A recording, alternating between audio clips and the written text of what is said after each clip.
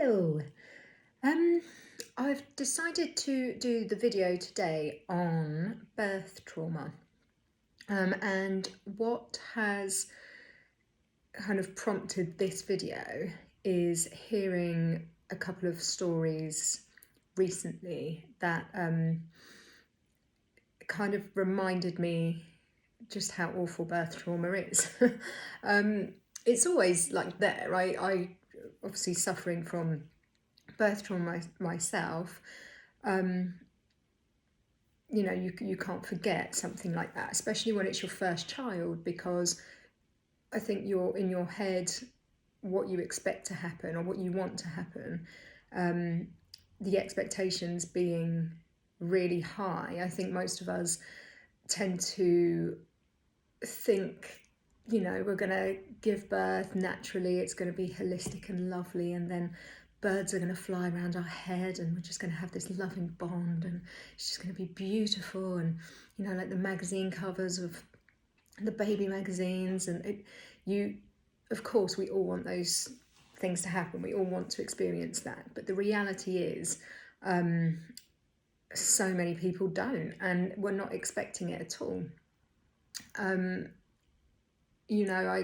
know there are people out there who have had lovely pregnancies, lovely births, and I have so much. I'm envious. I'm envious when people experience it that way, because for myself, going through birth trauma on my first pregnancy with Alicia, it really, really sad. Because I'm a bit of a dreamer, and my expectation of having a baby was all of those magical things, which, now I know, was very naive. And with Brandon, bless him, I knew that wasn't going to be dreamy, because we knew the condition that Brandon had. But to put it in perspective, my expectations were low because we understood what would happen. So I knew that it was going to be a C-section, it was going to be on a certain day. I knew what would happen when I gave birth, and they would have to take him away straight away, so I wouldn't get to see him. And so I knew all of those things, and strangely it was a beautiful, lovely birth. When I look at it in comparison to Alicia, who I'm blessed to have had a healthy little baby, and I could hold her. I say I could hold her straight away. I never ended up being able to hold her straight away because of how it all transpired. But within a couple of hours I got to hold her, and it should have been a lovely experience. But because of the mistakes that were made and things that weren't picked up, and it obviously didn't end up like that. So what happened to me, which I'll give a brief overview. I go into it in more detail in my book, but basically I had to be induced early. So they gave me pessary to induce me. The pessary didn't do anything, so they gave me another pessary, and then they told me to go for a walk and come back in a couple of hours. Now, they didn't give me any more information, so me being me is I went for a really brisk walk. I mean, looking back, you're supposed to just go for a little walk around the hospital, but I'm brisk walking, miles. And then all of a sudden, the contractions came on straight away, full fast, no gaps in between them. So I became hyperstimulated, and I was having my own contractions and the kind of fake contractions, if you like. So it was just this one long contraction. So I went back to the hospital, and I think what makes it worse is the birth trauma kind of started at the beginning, because my treatment was horrible, and there were a few midwives that were lovely, but the way that they treated me initially was terrible. So they didn't monitor me or anything. I went into a room and I said, the contractions have started. They're really, it's really, really strong. And they made me feel stupid, because they were like, well, it's only just begun, so, you know, it's going to get much worse than this. And I was thinking, okay, right, this is pretty bad though. And I was explaining to them that there wasn't any break. Is it normal for it to just be constant? And they said, you know, some people experience it differently, and you know, it's going to hurt the whole way through, but usually it will come in waves. So I was thinking, oh, maybe it will ease off and it will come more in waves, and then that didn't happen. So anyway, one midwife, because it was getting worse, one midwife said to Kevin, oh, your wife's got a very low pain tolerance, which is just awful. I didn't even have a monitor on me. At this point, they didn't realise I was hyperstimulated. So just making me feel rubbish from the beginning. And then they finally realised what had happened. I was about 3 centimetres and we were a few hours in. So I'd had no let up at all. It was just constant. Then because I was hyperstimulated, they had to inject my uterus to try and calm it down. And that didn't work. And so they said, right, we need to speed this up now.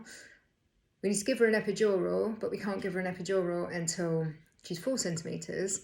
So that wasn't happening. It was just taking ages. So they gave me a double dose of pethidine.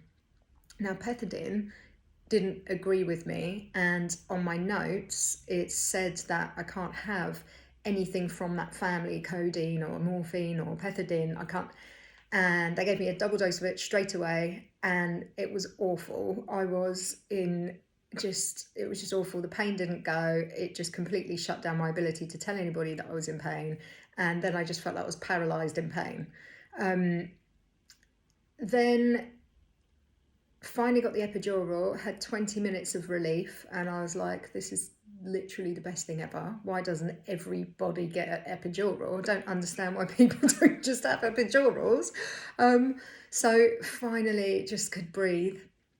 And then I got so sick, like never in my life have I ever got sick like this. It was absolutely horrible, just constant. So I was continually just heaving, being sick. And I was lying on my side. So then the epidural kind of only worked one side. So I was getting stomach cramps from the sick, contractions. Again, it's still hyperstimulated. There's no waves that are coming. And this went on for about 28 hours.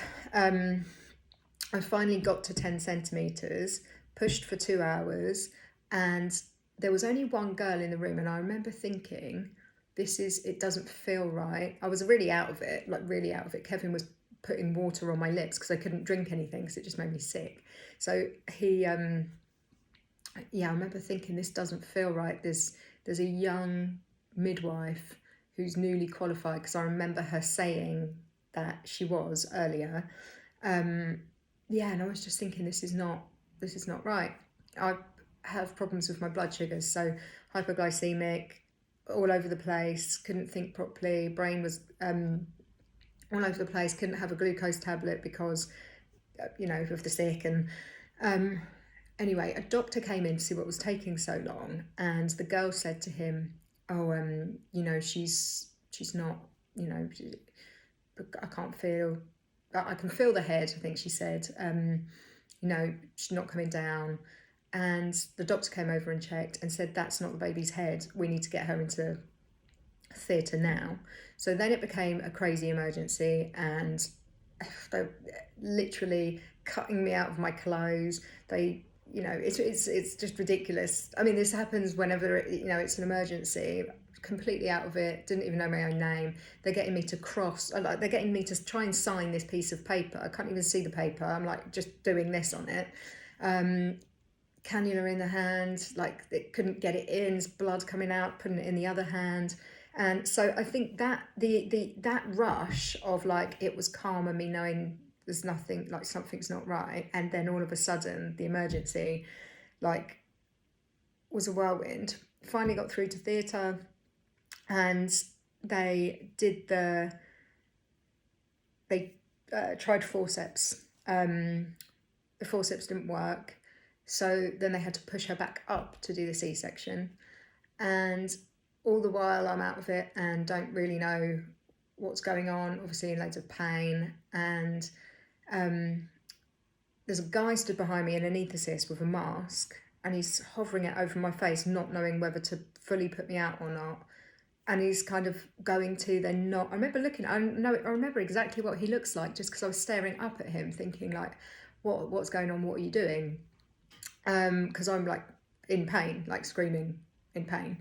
And you know, they're saying, oh, you know, done the epidural, because it was already in, so they kind of like top it up or whatever. And it didn't work. So because I wasn't communicating what was going on, they were cutting me, and I could feel stuff, and like it was just horrendous. And then basically that happened. They put the clamps in to do the C-section. They couldn't get them in properly. They had to put more in. They literally nearly yanked me off the bed, and my scar, what should have been this big, ended up that big. So I'm going from here, because it goes all the way to one hip bone. It should have been like there, over here. And yeah, it was just, the whole thing was just a crazy whirlwind. And finally Alicia obviously was born. And it's weird, because like this just sums me up. Like I remember thinking, they had the camera, because we wanted them to take a picture, not knowing that all this was going to unfold. But they looked, so they passed Alicia over. Obviously I couldn't hold her because I'm lying down out of it. Passed her to Kevin and took a photo. And I remember being, this is quite funny actually, because this is so typically me, so out of it and just like in a really bad place. But then when they took the picture, I turned my head and smiled, because in my head I was thinking, I don't want Alicia to see this photo and her think that I was sad, which is really sad thinking about that, isn't it? Like, but anyway, so obviously that picture does make me sad, because in my head I'm like, that poor girl, i.e. me, like, you know, doing that, like, oh yeah, it's anyway. So then when I held her, I just felt really disconnected, because, well, one, I was out of it, been through this trauma, I didn't know what was going on. I was like in La La Land, and I didn't see her kind of coming out. So it just, the whole thing, it just felt separate. And when that, and do you know what, after all of that, I think if that happened alone, and then I had a nice experience afterwards on the labour ward, I think, right, that, I think I probably would have been okay. I think my head would have allowed me to block some stuff out and be able to move forwards. But it was actually the bit after that gave me the trauma. And after speaking to other people who have been through traumatic births, I've actually found with them as well, it was the treatment in the hospital afterwards that caused all of the trauma and things that the midwives or the nurses had said to them that sent them home damaged. And that's such a awful thing, to think that those words can mess somebody up for so long. So when I got to the labour ward, I had a seizure right at the end of the pregnancy with Alicia, and they never put me on any medication or anything, but they induced me early because of it. And then they said, right, I was on the labour ward, just been brought through, epidural decided to kick in then when I was on the labour ward. So kind of couldn't feel anything. Again, just all out of it, just didn't really know what was going on. But the epilepsy, so the neurologist who was looking after me while at the end of the last 2 weeks of the pregnancy, basically, came to see me and said, right, just to let you know that you're 10 times more likely to have a seizure now you've had the baby, but I can't look after you anymore because I only look after pregnant people. So I'm going to pass you over to the GP. They'll probably put you on a waiting list, and you know, then you'll kind of go over into the system of the non-pregnant people. I was like, right, okay. Now, I didn't know this then, but it actually transpired afterwards that waiting list was 9 months. They wanted to put me on a 9-month waiting list after thinking I might have a seizure at any moment with a newborn baby. Like, I just have no words for that. But at that moment in time, I was just a bit traumatized. That information just kind of made me think, oh shit, like what, I've got Alicia, I'm on the end of the labour ward. What if I have a seizure? He left. Visiting hours are over, so Kevin's left. So I'm lying there with Alicia, and epidural's kicked in. I'm thinking, oh God, like what if I have a seizure? And then Alicia starts coughing like she's choking. Now I can't move because the epidural's just kicked in. So I couldn't get up to get her, and she's like just out of reach. I can't even pull her close towards me. So this poor woman across the way from me on the ward had literally just given birth. She just waddled over and handed me Alicia and then waddled back. Bless her. Kind of want to reach out to her and say thank you for how kind that was, because I rang the bell for the nurse before that, and no one came. And I rang it again, no one came. And I panically rang it again, no one came. It took 15 minutes, 10 to 15 minutes before a nurse actually came because of that emergency button that I pressed. And when she came and I told her what happened, she said, well, we're really busy at the moment. We're just doing our best. I thought, like, what if something really bad happens? And I said to her, like, what happens if I think I'm going to have a seizure? Because the neurologist just told me I'm like 10 times more likely to have a seizure. She was like, look, we can only do our best. I just don't know how this is the whole thing behind birth trauma. I just feel so strongly that midwives, nurses, well, anybody who works in the medical field caring for people should have some kind of test to say that they're not just good at their job, but they can work with people because they're kind. They need to do one of those Myers-Briggs tests where it kind of analyses your personality to see where you're most suited in work, because they are quite clearly not suited. They're just damaging, millions of women by just being awful and not human to them. When you're at your most vulnerable, they're horrible to you. That's your experience. That's your birth experience. Like you remember every single moment, and particularly if you're traumatized from stuff like I was, that's what you remember, and you can't take those memories away. So anyway, I'll get back to that in a moment. So I'm on the labour ward, freaking out. Nurse is horrible. They put me right at the end by the window. So I was just thinking, what am I going to do? So the bell doesn't work. So if I feel like I'm going to have a seizure and Kevin's not here, because obviously you've got a window for your partner to be there and then they have to go home. I can't walk. I can't get up. What am I going to do? So I'm having a panic. Finally, I think that evening, I can't remember how long I think it's the next day that you can get up. I think that's what happened. And then they take the catheter out and stuff. So I think it was the next day. I mean, that evening I freaked out so much. They sent Kevin home and I rang him and told him to come back because I couldn't handle it. I was freaking out. And he did, and there was no one in the bed next to us, and because I was having a bit of a meltdown, they allowed him to stay for some of the night. That should have been like flags for, right, okay, we need to keep our eye on this mum. I don't think she's all right, because I was panicking. But then the next day they took the catheter out and everything. Kevin had to go. Before he came back again, I came back with Alicia and then thought, right, when Kevin comes back, until Kevin comes back, I'll just wait at reception with Alicia in the cot, because like the cots are on a trolley, aren't they? So I was standing at reception with her in the cot until Kevin got back. And when Kevin comes back, I come back to the bed with Kevin, and then we're there, and I feel safe because he's there.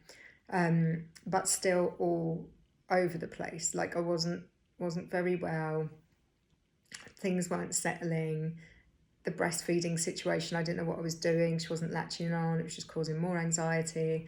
And then from there, it kind of just got worse and worse. The treatment got worse by the midwives and the nurses. And what's so hard is because I'm such a kind of sensitive person and people mean so much to me, having that experience, having those people being so awful, it just made everything 10 times worse. If they were nice and I had nice treatment, it would have made the world of difference. It really, really, really can't even express how much it would have made a difference, because people make a difference that much to me. If I go into a shop and someone's not very nice, I try and brush it off, but I can't, because all day I'm thinking, why did they treat me like that? That's, you know, why? And like, you know, I wind myself up with it, but because I just don't think there's any reason to be horrible to someone. Like, there's just not, especially somebody in that position, so vulnerable, and like you can clearly see they're not okay. How can you be so mean to them? So anyway, after that, and this is the funny bit of the story, because it's not funny, but I try and make it funny, because when I think of myself in this position, and I actually am thinking of the midwife and how shocked she was, rather than my mental state, it was more, I think about her, and because of how I made her feel, it makes me laugh. And also humour, you have to laugh about certain things, don't you? Because otherwise mentally it's too hard to get through stuff. And, you know, so I had to my story, had to add some humorous bits and note that they did actually happen. And I can laugh about that now. Not all the time. But, so anyway, I kind of made it worse because it was my 30th birthday as well. So on the night, it was my 30th birthday. It was 3 o'clock in the morning. And I remember this is like 2 days later, I'm trying to feed Alicia, and she's just not latching on, and I'm just feeling like, I don't know what I'm doing, and like I'm trying really hard, why isn't this working? And so anyway, she wasn't, I was trying, and then this midwife put her head around the curtain and she went, "What are you doing?" I went, "I'm trying to feed my baby." And she went, "Well, you're not going to get anywhere like that, are you?" And I literally, having that amount of time, like I hadn't slept for about a good few days before I actually went in to be induced, and then certainly hadn't slept at all since then. I'd just been awake, wired, and so like I'm talking like 6 or 7 days of no sleep at this point, going mad, traumatized. So anyway, at this point, I kind of had enough, and I had this weird out of body experience. I slowly stood up, put Alicia calmly in the cot, and then looked at her and just kind of lost the plot and just said, I woke everyone up on the ward and said, "Well, funnily enough, I wouldn't know what I was doing, would I? Because I've never had a baby sucking on my nipples before." And just the woman's face was a picture. She was like, "Oh, what? I'll come over and help." I just like literally started panicking, and then I'd gone past the point of being able to let her help me. So I was just like, "Just stay away from me, never come near me. I want somebody else. I don't want you to come near me or look at me or anything like that." Which is out of character. Like I have got a protective, fiery side, but it's out of character for me to want that kind of confrontation, because it upsets me so much afterwards. Like after that, that had happened, I wasn't laughing. I was upset that she put me in a position to react like that. Looking back on the outside and looking at that story, it makes me laugh, because I think like that woman must have felt like such an idiot. I'm glad. I hope, I could see by her face, she was shocked, and I hope that she thinks back to that and feels shit. Because, it was a horrible situation. But at the time, obviously, I'm just in floods of tears crying. Then Alicia's crying, and I know that I can't feed her, and at this point I don't want anyone to come near me, and so anyway, 30th birthday, Kevin comes in, bless him, and I think this little image, just so sad, comes in with this little sad balloon saying 30th birthday. And I think just the image of me being in that mental place, it being my 30th birthday, and him there with this sad balloon, I just think, oh God, horrible, like such a sad image. So anyway, he comes in and I told him what happened. I was in floods of tears, and he's like, just, let me, what can I do? Like, I tell you what, you go and get a nice shower. He brought me like a gift set with these travel bottles in, really nice. They were like Ted Baker bits and all this, like shower gels and lotions. And, I was kind of like, okay, I'll go and get a shower. So went through to the shower, which is like a giant wet room. And obviously at this point, I'm a mess, like, because I've been like pummeled around everywhere. I've got like the C-section scars, so I can't really move, bleeding heavily, and like just a mess everywhere, like boobs leaking, like, not pretty at all. And I got in there, had my clothes in my hands, like walking really slowly, clothes in my hands, like little bottles on me, dropped everything on the floor, like everything. The little bottles fell out the bag. There's like 15 little bottles just all over the floor. My clothes, my dry clothes are now on the floor. And I'm thinking, how am I going to pick all this up? I mean, I couldn't bend at all. I poked my head out the door. There was no one there. And I just thought, I can't like really call anyone. So then I started trying to pick stuff up with my feet and grab it in my hands, and I'm just in there picking up these bottles, crying. Or just like, let's say my clean clothes are like wet, bleeding everywhere, and I got all the stuff. Got a really, really, really quick shower. Didn't even wash my hair because I'd been in there for so long picking up all the stuff and the bottles and everything.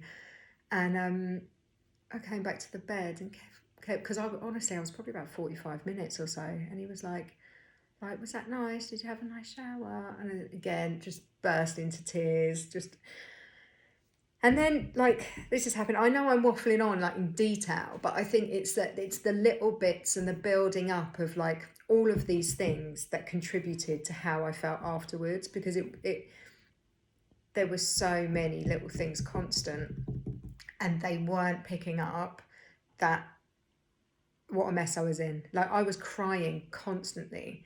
Every time I saw a midwife I was crying. And like no one came and said, look, are you okay? Genuinely, no one asked me. No, there was no midwife that said, are you okay? So the other massive issue was the breastfeeding situation. Like, the pressure that they put on me to breastfeed was just insane. It was so insane that afterwards I was so passionate. Like, before I even realised it was like a postnatal depression, post-traumatic stress, all of that kind of stuff, I remember getting home and thinking, I need to write to Phil and Holly. I need to tell them how awful this is. I need to tell them how awful the midwives are and how much pressure they put on you, and they shouldn't put this much pressure on you, and that, because that was just awful. Like, I spent so long pumping because I was so scared that she wasn't latching on at all. So I was having to pump in the pumping room and all that kind of stuff. And the woman who was helping me was trying to be kind, but the pressure was just immense.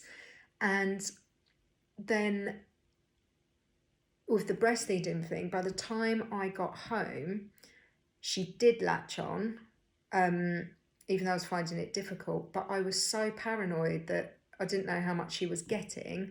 I continued to pump anyway because of how like much pressure they put on you to make sure that the baby was getting enough, and blah, blah, blah. So like, I was just really confused when it came to the breastfeeding situation, and just a bit obsessive with like pumping and like trying to feed and like, do a bit of everything. And that was another thing. But in the hospital, the thing that so there was many incidents like this, but the thing that caused the trauma that lasted for years, and to be honest still is an undercurrent now, is that when I lost the plot completely, I remember, I think it might no, it was a day after my birthday, because it was definitely the day after my birthday, because the day after my birthday, I got moved to a private room because Kevin had a meeting with the whole team, went into the staff room, and basically kicked off and said, she is not okay, you need to get her into a private room. That should have happened anyway, just because of the whole potential seizure situation. But he fought to get me in a room which was available. But it was just before this happened. So I was there, and so I was at the bed, and I said to Kevin, I still haven't slept. It's like torture, 8 days of no sleep now. And I said, I can't take it. I can't take it anymore. I can't take it. It's having, I think, a panic attack, kind of just complete flipping out big time. And I had a drip in my arm at this point, because everything was all out, and so they put me on a drip. And I said, I've got to get out of here. I've got to go. Now, Alicia was jaundice. She didn't have to go under a light or anything, but they wanted to keep her in for a couple of extra days, because of that, to keep an eye on her. So anyway, at this point, how many days are we in? So 2 days, 3 or 4 days, I think we are here. And I was having this panic, blah, blah, blah. I gotta get out, gotta leave. Ripped thingy out my arm, the IV drip, started packing all the stuff up frantically, and Kevin's trying to calm me down, and the midwife comes up, and I was like, I'm leaving, I'm getting out of here, I can't take it. Still at this point, they're not like, are you all right? Let's think, let's talk about some stuff. She's just kind of shouting at me, and you can't go, you've got to think about, you've got to think about your baby, da la la la. I was just packing up, I need to leave.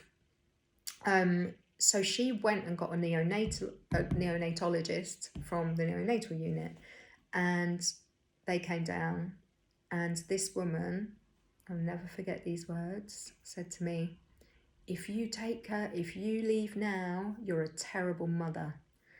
And I just broke down, burst into tears. Oh my God, even that feeling just makes me want to cry because of how awful. It's just awful, and just, literally stayed with me and haunted me. Just because obviously, how are you going to react? Oh, I'm a terrible mother then. That means I'm a terrible mother. And then I was like, I can't do this. I'm a terrible mother. I can't. And just horrible.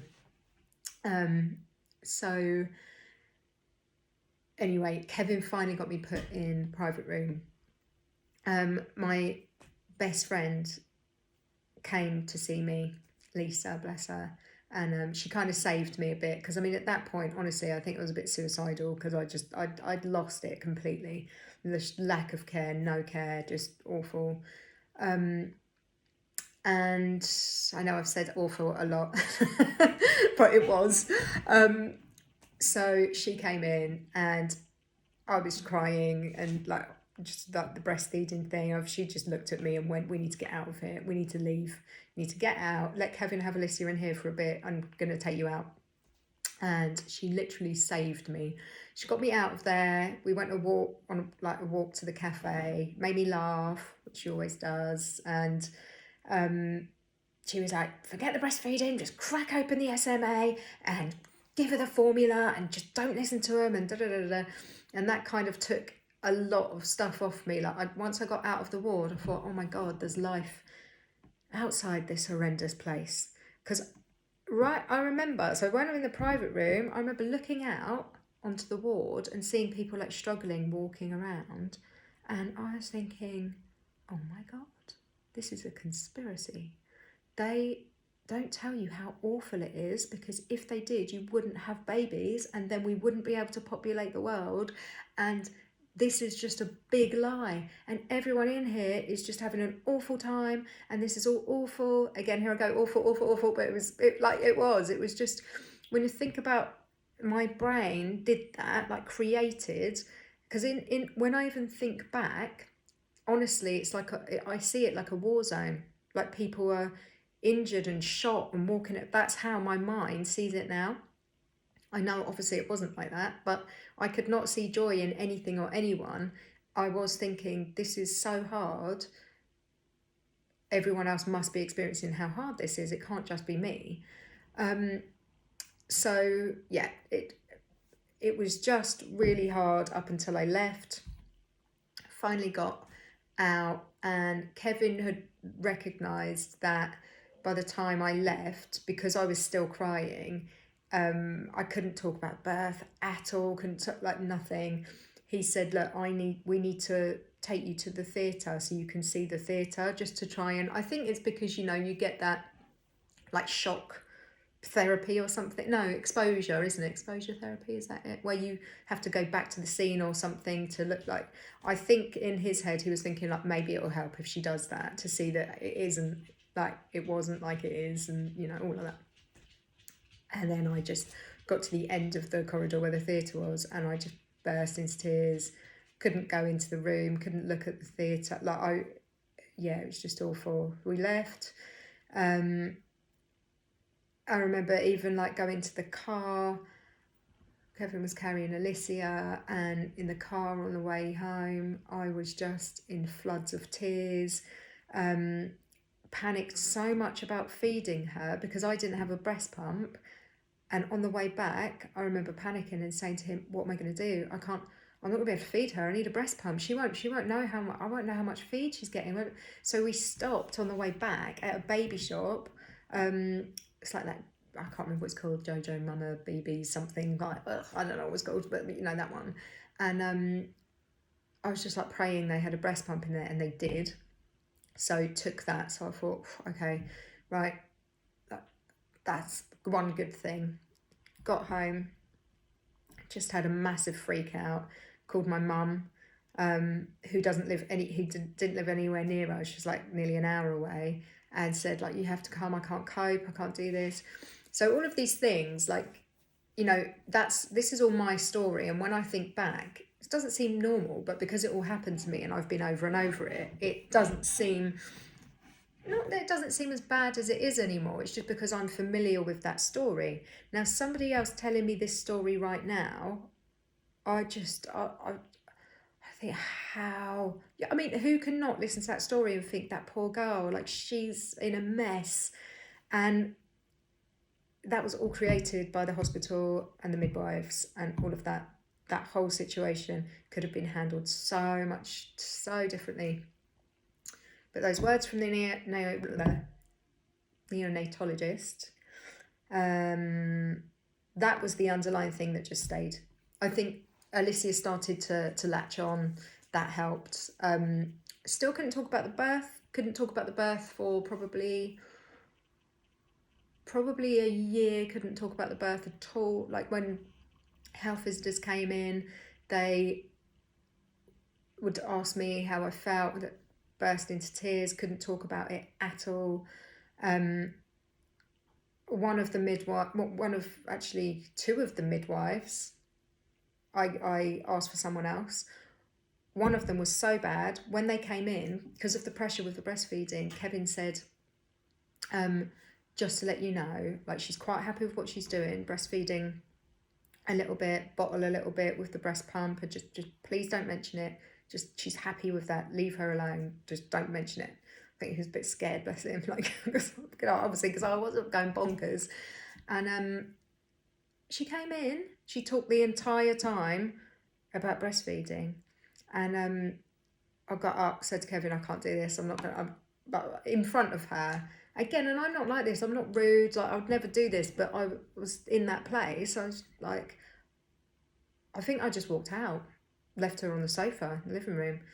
And Kevin actually like heard some of what was going on and told her to leave and not come back. We wanted someone else because it was, I mean, how thick can you be? And then another girl came, another midwife, to do some checks, and she was a young girl. And at this point, I said to her, so at this point afterwards, I'm kind of skipping forwards again, but I can't even remember how many weeks they come and do checks on you. But when they did, this younger girl came in. It was probably like maybe a week after, just over a week after. And she said, "How are you feeling?" And I burst into tears and said to her, like, I'm not good. I'm really not good. I'm worried about myself. I feel not good at all. Now, when I say that, like, I think it, like, for me, it takes me quite a lot to go, like, I'm not good. That, like, me saying I'm not good, that means, right, shit, she's not good. Like, I don't exaggerate. Like, usually I'll be like, yeah, I'm okay. Like, you know, but not recognizing that her words were, you know, it's just the baby blues. Everyone gets the baby blues. And I remember crying, saying, no, I think I've got postnatal depression or something. I think there's definitely something more. Like, I just feel like I'm crying all the time. I feel really sad. And yeah, she just totally ignored it. Like, just said, yeah, it's probably the baby blues. And that was it. And then, I mean, it goes on and on and on. I could be on here forever telling you about every little story, but like the book, it goes into lots of different things that happen. But honestly, the PTSD thing from it, couldn't talk about the birth for a whole year. When I did, I was like a broken record because I couldn't make sense of it. I tried to find help. The counsellors I saw were hilarious. They were just so shit, like really bad. Like one of them I went to wouldn't even let me use their toilet. It was, I mean, look, it's not all counsellors. Like, this is just, I think God, the world, the universe trying to make me laugh because it was so bad. And I've seen people before, and I've met therapists who are absolutely lovely, you know, just knowing them personally and stuff. So it's you know, I'm not saying they're all awful. It was just the people that I had, you know, the meetups with that just didn't work for me at all. They were just terrible, like, at their job. I don't even know why they're working with people. Awful. So awful again. That word is like the theme of the 40-minute video. But yeah. So I'm going to stop the video here, like, and I'll do another one because this is a really long video, and this will be entitled My Story, because this is the story of the birth trauma that I experienced. Again, like anything, could go into loads of detail about all of the little things, but I think you kind of get the gist of what happened and the profound effect it had on me afterwards, because that sentence that woman said, "You're a terrible mother," like, that is what stayed. And I couldn't go anywhere. I was terrified to leave the house with her because I thought, I can't do this. Anything that I did wrong, I thought, I can't do this. I'm a terrible mother. I must be a terrible mother. I must be, like, literally that went round and round in my head. I bumped the pram. Oh my God, I can't do this. Oh, right, what did she say? She said I was a terrible mother. I must be. I'm not made for this. Like, otherwise it all would have gone better. And like, it was just constant. I couldn't do anything right by my standards, because everything, even a little thing, if I got it wrong, I'd just beat myself up. So yeah, and when even though I know that I'm, you know, I am a mum to the best of my abilities in every way. My love is like so strong, and I would do anything for Alicia, like I did anything for Brandon, and like yet that little part of me, if like it just makes me so emotional, like I could just cry, because I feel sorry for myself for when that happened. It was just so awful. You know, and no one should experience that, especially not going into something as lovely that should be, you know, what having a baby is and everything. It's like, I am so passionate about helping other people in that situation because of how hard it was at the time. And it's obviously like a post-traumatic thing, because even when I think back to moments like now, it just makes me cry. So yeah, stopping this from happening would be such a major step forwards in the world of you know, maternal care and bringing babies home and being able to look after babies properly. Because if you don't look after the mother and the mother's mental health, it will just spiral downhill from there. So yeah, I'm going to do another one. And that was my little story.